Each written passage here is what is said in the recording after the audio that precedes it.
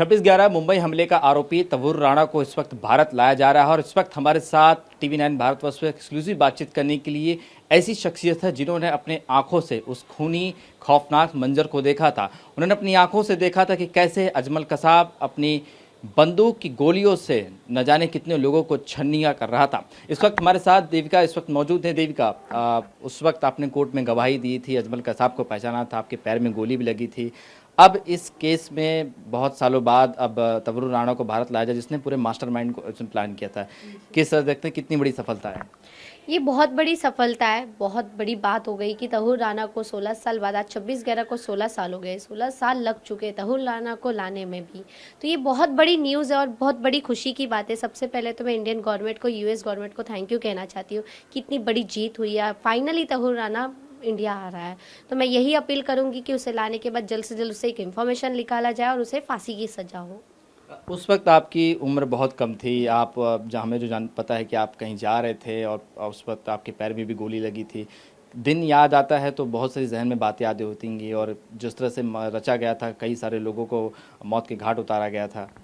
वो रात तो मैं कभी भूल नहीं पाई हूँ। 26/11 की रात में मेरे पापा, मेरे भाई और मैं, हम तीनों पुणे जाने वाले थे। बैंड्रा से CST गए थे। CST में 12 होते हम लोग प्लेटफॉर्म के सामने बैठे थे। उतने में अचानक में मेरा भाई बोला मुझे टॉयलेट आया। पापा बोले तू जाके आ जा, फिर हम टिकट निकाल के जाएंगे। जैसे ही वो गया, अचानक से बॉम्ब स्फोट हुई, गोली फायरिंग होने लगती है। मेरे पापा ने बोला कि बेटा यहाँ कुछ तो गलत हो रहा है, हम भागते हैं यहाँ से। जैसे मैं और मेरे पिताजी भागने की कोशिश करते, वैसे ही एक गोली आके मेरे पैर में लग जाती है। तभी मैं एक शख्स को देखती हूँ जो बुटका सरीका, जिसके हाथ में बड़ी सी गन है और वो अंधाधुंध गोली फायरिंग कर रहा है। गोली लगने के बाद मैं गिर गई, बेहोश हो गई। वहां से मुझे सेंट जॉर्ज हॉस्पिटल लेके गए। सेंट जॉर्ज में काफ़ी पेशेंट थे, डॉक्टर किसी को बेहोश कर पा रहे तो किसी को नहीं कर पा रहे थे। वो सब देख के मैं और डर गई। वहाँ मेरा ऑपरेशन नहीं हुआ। वहाँ से मुझे JJ शिफ्ट किए। JJ में करीबन मैं 1.5 महीना एडमिट रही। मेरा पैर का 6 ऑपरेशन हुआ। मेरे सामने काफ़ी लाशों थी तभी स्टेशन पे।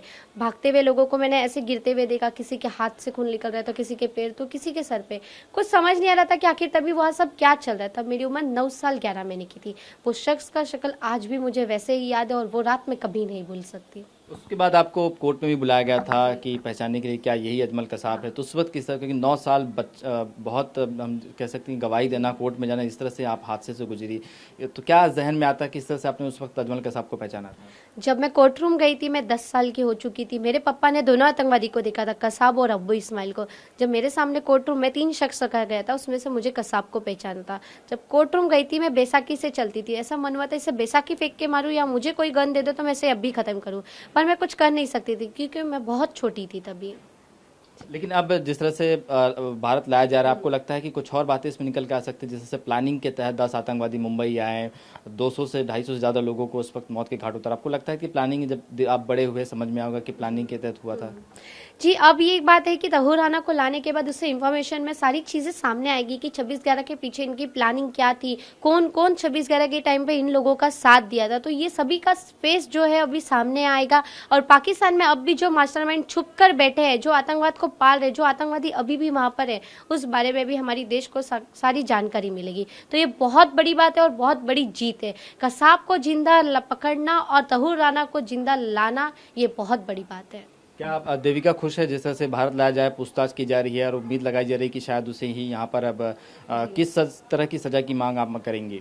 मैं एक ही सजा की मांग करूंगी तहूर राणा के लिए भी, कि उसे फांसी की सजा हो। मैं और उसके लिए कोई दूसरी सजा नहीं मांग करती। चाहे कोई भी आतंकवादी हो, उसे सिर्फ फांसी की सजा होनी चाहिए। बिल्कुल, बहुत बहुत शुक्रिया। बिल्कुल, ये थे हमारे साथ देविका, जिनका साफ तौर पे कहना है कि तहूर राणा को भारत तो लाया जा रहा है, लेकिन वो एक ही मांग करेंगे कि उसे सिर्फ और सिर्फ फांसी की सजा दी जाए। कैमरामैन साईं के साथ शुभम पांडे, TV9 भारतवर्ष, मुंबई।